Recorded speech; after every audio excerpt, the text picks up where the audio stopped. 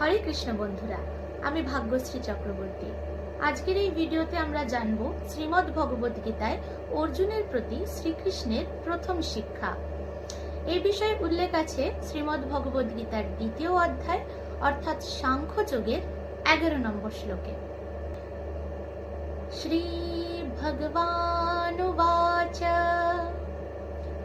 অশোচানন্বশোচস্ত্বং প্রজ্ঞাবাদংশ্চ ভাষসে গতাসু ন গতাসুংশ্চ নানুশোচন্তি পণ্ডিতঃ।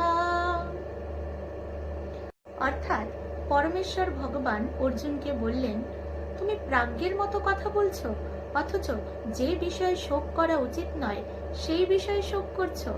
যারা যথার্থই পণ্ডিত তারা কখনো জীবিত অথবা মৃত কারোর জন্যই শোক করেন না।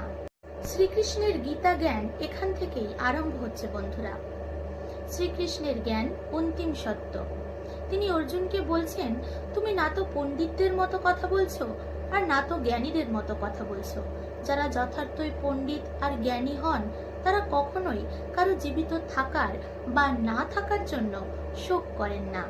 অর্থাৎ এই পৃথিবীতে কোনো বিষয়ের জন্যই শোক করা উচিত নয়।